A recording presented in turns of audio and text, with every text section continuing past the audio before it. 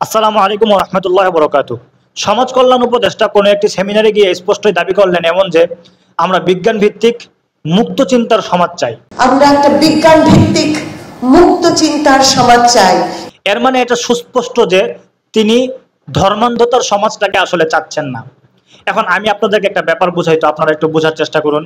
এই যে আমাদের সামনে যে টার্মগুলো ব্যবহার করা হচ্ছে, চটকদার যে স্লোগানগুলো বারবার আনা হচ্ছে যে মুক্ত চিন্তা অথবা বিজ্ঞান ভিত্তিক সমাজ, এই জাতীয় টার্মগুলো শুনতে যতটা চটকদার মনে হয়, প্রকৃত অর্থে কি সেগুলো সেরকম অর্থই বহন করে, নাকি এর আড়ালে ভিন্ন কোনো এজেন্ডা আছে?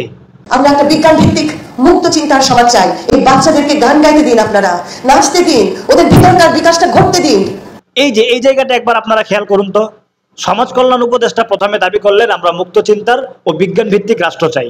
তারপরে তিনি বললেন যে আপনারা এই বাচ্চাদেরকে গাইতে দিন, নাচতে দিন এবং এদের ভিতরটার বিকাশটা ঘটতে দিন।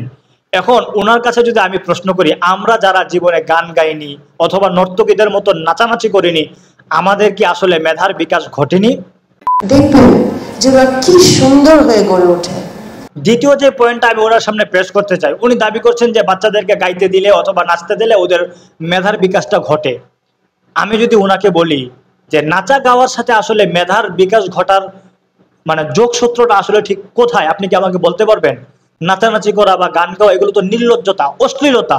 মানে অশ্লীলতার সাথে মেধার বিকাশ ঘটার সম্পর্কটা ঠিক কোথায় থাকতে পারে? এর যোগসূত্র আসলে ঠিক কোন জায়গায়, মানে আপনি আমাকে দেখাতে পারবেন?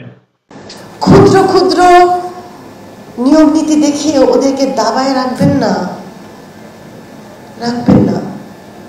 মানে এই ব্যাপারটা আপনারা একবার ভেবে দেখেছেন উনি কিভাবে বলছেন যে ক্ষুদ্র ক্ষুদ্র নিয়ম নীতি দেখিয়ে আপনারা এই বাচ্চাদেরকে দাবাই রাখবেন না? কি পরিমাণ আবেগ ভাবতে পারেন? মানে উনি বলছেন যে এই বাচ্চাদেরকে গাইতে দেওয়া, নাচতে দেওয়া, মানে এগুলোর পথে যে আমরা বাধাগুলো সৃষ্টি করি ধর্মের দোহাই দিয়ে, ধর্মের নিয়ম নীতির কথা বলে, এগুলো খুব ক্ষুদ্র ক্ষুদ্র। উনি দাবি করছেন এই নিয়ম নীতিগুলো ক্ষুদ্র ক্ষুদ্র। এবার আমি যদি আপনাদেরকে প্রমাণ দেখাই যে এগুলো আসলে কি ক্ষুদ্র ক্ষুদ্র নাকি ধর্মীয় জায়গা থেকে যদি বিশ্লেষণ করা হয় তাহলে সেগুলো নিতান্তই হারাম এবং সুস্পষ্ট হারাম, চলেন সেগুলোর প্রমাণ আমি আপনাদেরকে দিই। আবু উমামা থেকে এই হাদিসটি বর্ণিত হয়েছে। আল্লাহ রাসূল সাল্লাল্লাহু আলাইহি সাল্লাম বলছেন লা তাবিউল কাইনাত ওয়ালা তাশতারুহুন্না ওয়ালা তুআল্লিমুহুন্না ওয়া সামানুহুন্না হারাম, যে তোমরা নর্তকীদেরকে কেনাবেচা করিও না এবং তাদেরকে তোমরা গান বাজনা বা বাদ্যযন্ত্র শিক্ষা দিও না। একই সাথে আল্লাহ রসুল বলছেন যে ওয়াসামানুহুন্না হারাম, তারা এই গান বাজনা করে যে অর্থ উপার্জন করবে সেটা সুস্পষ্টই হারাম। এখন আল্লাহ রসুল সাল্লাল্লাহু আলাইহি সাল্লামের বলা এই হাদিসের এতটুকু শব্দ যদি আমি নেই যে ওয়ালা তুআল্লিমুহুন্না, তোমরা তাদেরকে গান বাজনা শিক্ষা দিও না, তো আল্লাহ রসুল সাল্লাল্লাহু আলাইহি সাল্লামের বলা এই নিষেধাজ্ঞা, যেটা আল্লাহর ইসলামী শরিয়ার সুস্পষ্ট বিধান, এটাকে আপনি কি বলবেন? এটা ক্ষুদ্র নিয়ম নীতি? মানে সমাজ কল্যাণ উপদেষ্টার কি অধিকার আছে তিনি ইসলামের কোনো নিয়ম নীতিকে যেটা সুস্পষ্টভাবে হারাম সেটাকে তিনি বলে ফেলবেন যেটা ক্ষুদ্র নিয়ম নীতি? আর এই ক্ষুদ্র নিয়ম নীতি দোহাই দিয়ে আপনারা বাচ্চাদেরকে দাবাই রাখবেন না, তাহলে ওদের মেধার বিকাশ ঘটবে না? মানে নাচতে পারলে আর গাইতে পারলে মেধার বিকাশ ঘটে যায়, এরকমটাই কি আপনারা মনে করেন? আমি জানি আপনারা অনেকে বলবেন ধর্ম এটা বলেছে, ধর্ম ওটা বলেছে, কিন্তু একটা জিনিস মনে রাখবেন, আমার ধর্ম তো ছোট না, একটা শিশুকে বেড়ে উঠতে দেয় না।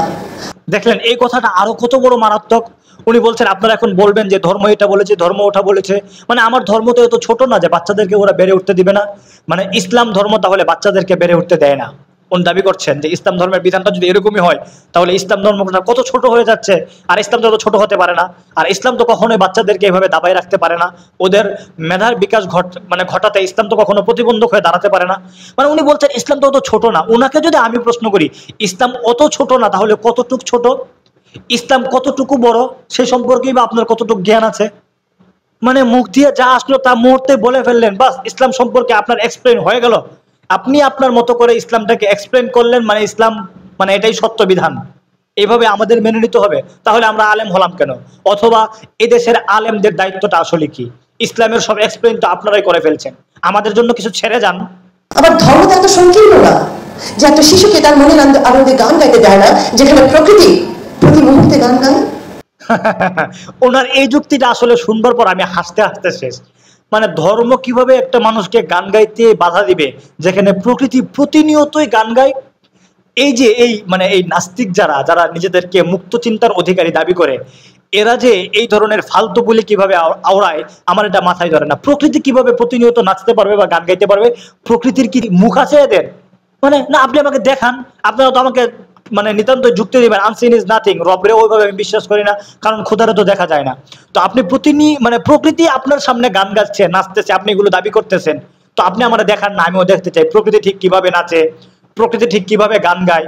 আমার খুব ইচ্ছে জাগে প্রকৃতির গান গাওয়াটা আমি শুনি।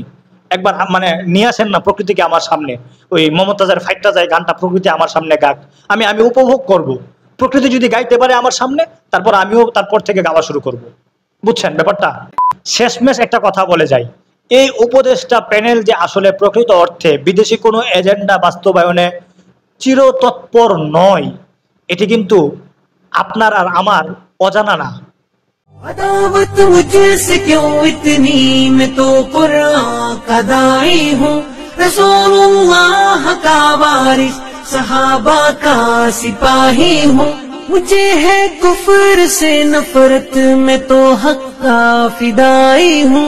जमाने के हर एक जालिम